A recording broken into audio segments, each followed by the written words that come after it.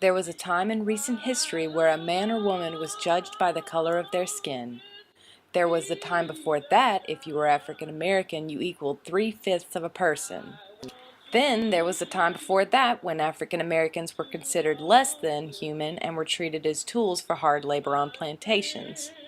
We all know of our history during the Civil War. The great white knights from the North came and rescued all of the slaves from their evil Southern captors. The truth is that the Union had no follow-through. It was illegal to own human beings as slaves, but there was no protection from those who still considered them property. African Americans were isolated due to a lack of education and Jim Crow laws here in the South.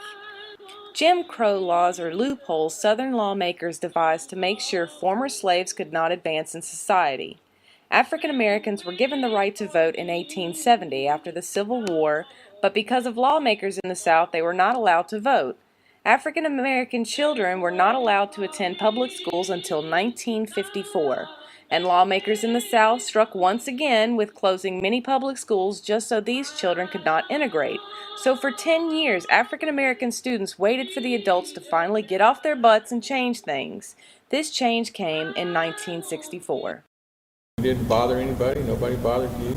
Everybody knew each other at the neighborhood school. And I was 10, 11 years old in 64, 65. And I remember when the blacks marched down Main Street around the courthouse. Our daddy took us down along with a bunch of other people just to sit and watch. And we stood at the old Sears and Roebuck store, which is torn down now, but it was where the federal courthouse is right now.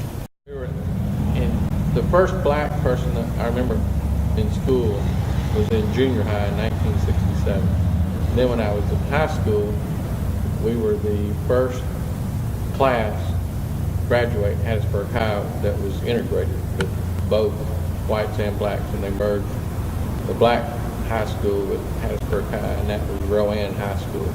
They were planning this Freedom Summer, a voter registration project, and another component they wanted to include was education, schools. So there were some very intense conversations about that. We met with people from SNCC and then later CORE and to a lesser extent the NAACP. They formed that Council of Federated Organizations, or MFDP, which was right here in Hattiesburg. One other story is when we went to the movie at the Sanger Theater, the blacks had to go on the side where the alley is, and they had their own ticket booth and their own concession stand. And they would sit up in the balcony where the white people sat down on the first floor. Hattiesburg at the time was a segregated system, and the students were quite bitter about the inequities. Like their books. When they would get their textbooks, they were old textbooks. And they would open them up and there would be a label filled with names of students in the white schools who were no longer using this text. The people who came down from outside were so important. I don't know how long it would have taken for black people in Mississippi to have the right to vote if that summer hadn't happened.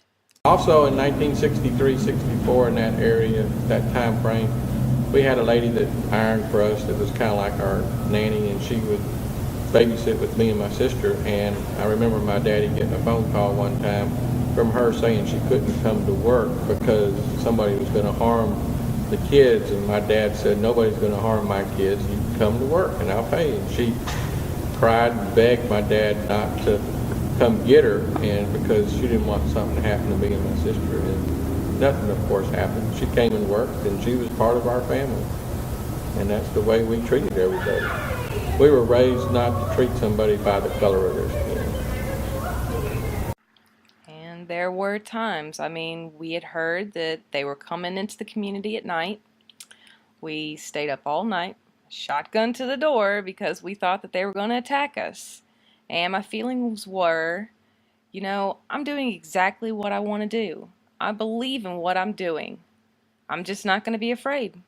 I wasn't afraid. I was not afraid.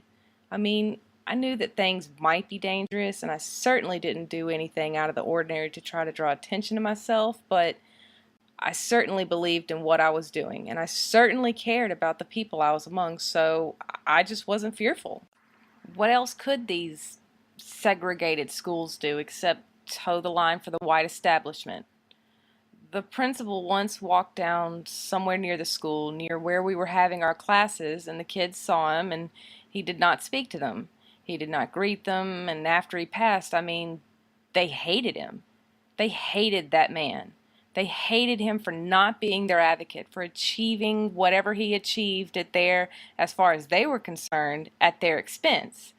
There was that sense of, here we know what school is finally. I'm sure if you measured college attendance before Freedom Summer and college attendance after it, there would be such a leap. And now it's a norm. You go to college after high school, and now your kids have to. They've gone to college and their kids have gone to college. It's transformed the way of life for them. We taught in churches or whatever buildings we could use, and we found that the kids who had been shut out of school, who were now 9, 10, the penalty on them was so much greater than the kids who had not been shut out of school, because they were so aware of what they didn't know. It was awful. It was horrible. Why shouldn't they as students be able to use the library? The last day of classes we went to the library, and when we walked in, there was this young woman sitting at the desk. Her eyes rolled to the back of her head when she saw us come in, the 6 students and I. And she immediately called her supervisor, who came down and started berating the students.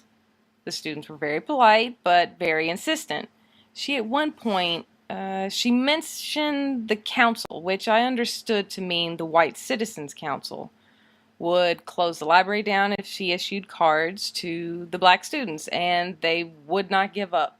They were just very polite, but they were very insistent and felt it was their right to have library cards. So eventually she said, well, if you won't leave, I'm going to call the police. So then I said to the students, what do you guys want to do? And they said, we'll stay. So we sat down, and then the police came. I had males in my classes, but it was the girls who really, and this has been my experience all my life teaching, it was the girls who really took the opportunity and ran with it, and got as much as they could from it. An excerpt from the Declaration of Independence penned in Palmer's Crossing in Hattiesburg, Mississippi at St. John Methodist Church.